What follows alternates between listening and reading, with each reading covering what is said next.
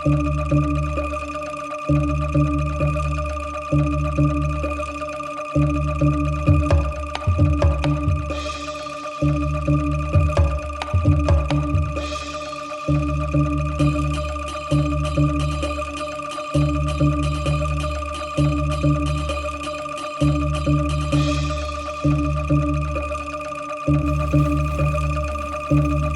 lu mau kemana, Van?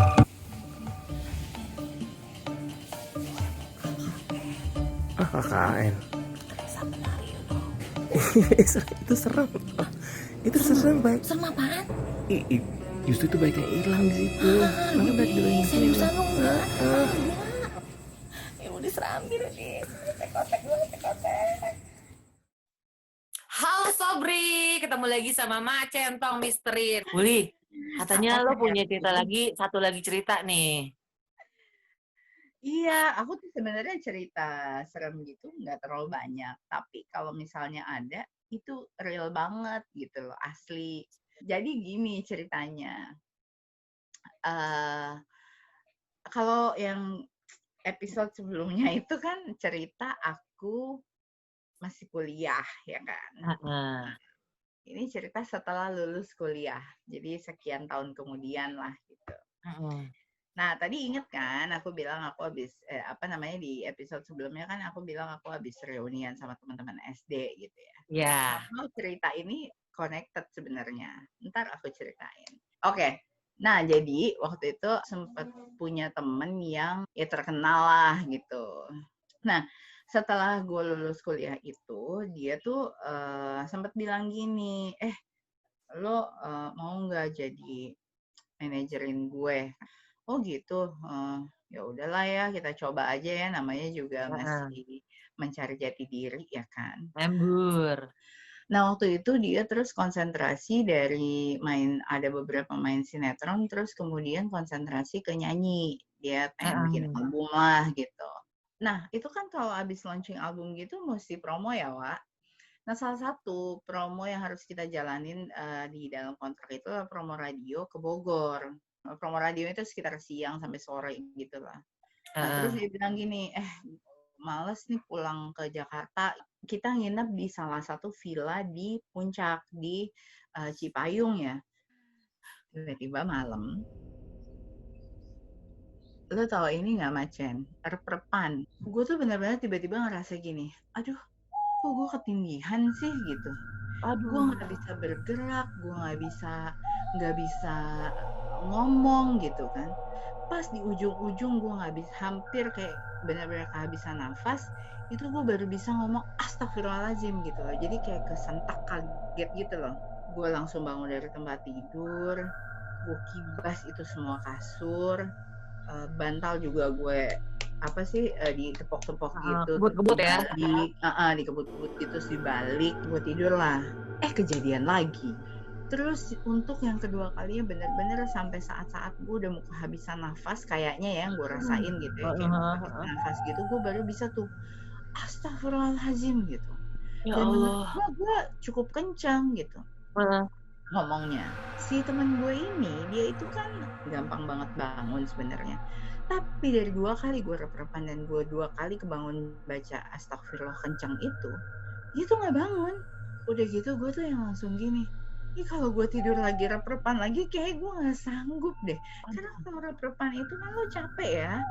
Akhirnya gue meminta bala bantuan. Gue telepon nyokap ke Jakarta.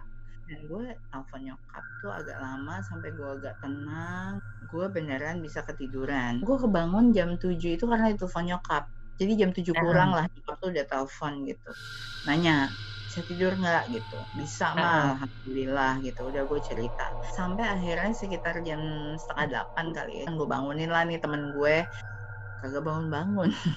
Jam 8 kurang 5 gitu. Gue bangunin lagi dong. Tetep nggak bangun-bangun, gue paksa lah gitu, maksudnya dia nggak bangun tuh tetep aja gitu gue gubrak-gubrak, gue gini-giniin gitu badannya. Tiba-tiba at one point gitu dia ngebangun ngucapin kata-kata anjing. Terus gue gini, untung gue bangunin, gue bilang gitu, namanya juga pagi-pagi kurang tidur ya kan gitu. Nah, udah kan setelah itu tuh gue tuh yang kayak ih, udah dibangunin juga, ngerundeng gitu loh. Dibangunin juga, terus ngatain lagi gitu. Udah tuh, tapi dia nggak ngomong apa-apa, temen gue itu. Dia diem aja gitu loh. Nah, habis itu gue mandi dong, karena kan udah mau siap-siap. Udah mandi biasa apa segala macam. Selesai mandi, gue bilang sama temen gue, mandi dulu Gi, nanti kita sarapan gitu. Habis itu baru kita langsung ke Jakarta. Nanti mandi lah gitu kan, dia mau mandi. Nah itu tuh dia, jadi kalau dia mandi tuh emang cepet gitu loh. Nah tapi ini tiba-tiba dia keluar dari kamar mandi super cepet. Dia keluar lagi udah dengan baju lengkap. Terus mukanya panik gitu. Pokoknya kayak pengen buru-buru gitu. Udah nih di mobil jalan gitu ya sama supirnya. Terus dia tuh ngobrol, dia bilang gini, lu tadi mandi biasa aja, kata dia gitu. Dia tuh tadi mandi biasa aja. Ya biasa, emang mandi mau gimana sih gitu. Mandi ya mandi gitu. Pancurannya airnya biasa, semuanya biasa.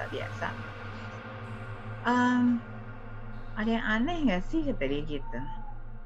Gak ada. Anduknya lo taruh mana? Kata dia gitu kan.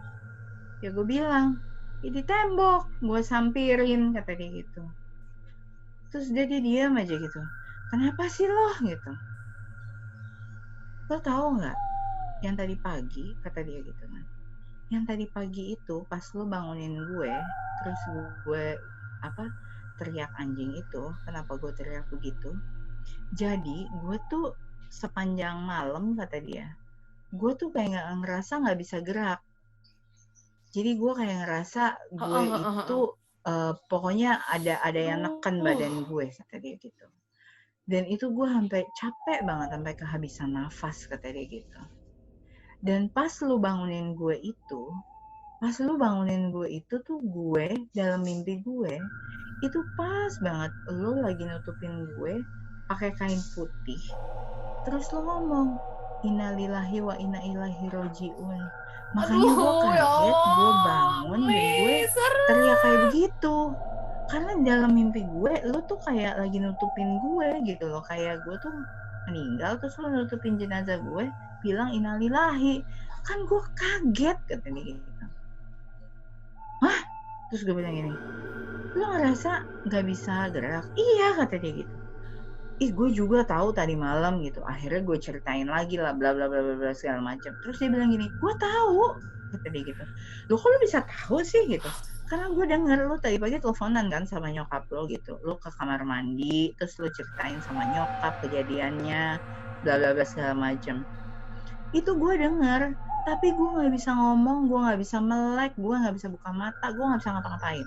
Sumpah. Merinding gue lihat ya bulu-bulu gue, Li. Gila. Tapi gue denger semua omongan lo, kata dia gitu. Nah terus satu lagi, kata dia gitu. Apaan? Gue bilang gitu kan. Apaan lagi gitu, maksudnya udah lah ya gitu, cukup aja gitu cerita tentang rep-repan gitu. Terus dia bilang gini, makanya tadi gue nanya, lo mandi aman-aman aja? Gue bilang aman gitu, gak ada apa-apa. Terus dia bilang gini, gue tadi mandi sama lo, anduknya gue sampirin di tembok. Nah, tapi ada yang jatuh, kata dia gitu. Apaan yang jatuh? Gue pikir apalah, baju dia atau apalah gitu ya. Tapi ada yang jatuh, kata dia gitu. Bunyi jatuhnya, kontang gitu. Gue pikir apaan gitu ya. Gue cari-cari, gue lihat. Ternyata yang jatuh itu kayak tub yang kita biasa kalau mau ngambil darah. Itu kan ada tubnya tuh. Dan itu ada isi darahnya, kata dia gitu. Darahnya kental, warnanya merah, kehitam-hitaman. Itu gue langsung kaget. Makanya terus kata dia ini, gue langsung gak jadi mandi, langsung pakai baju, gue langsung keluar. Cuman gue gak mau ngomong tadi waktu di sana, karena kita masih di sana kan, kata dia gitu. Ya ampun, Wuli, cerita lo spooky banget. Serambi tek-tek, wah ya Allah. Semoga gue gak pernah ngalamin cerita kayak lo. Hus. Hempas sana kau jurig. Ya Allah. Aduh, Wuli, makasih banget ya. Thank you so much, darling. Udah sharing ke kita. Sama-sama, Machen. Semoga sukses ya YouTube. Oke, Sobri, Sobat Misteri. Sekian cerita obrolan seram dari Mak Centong Misteri.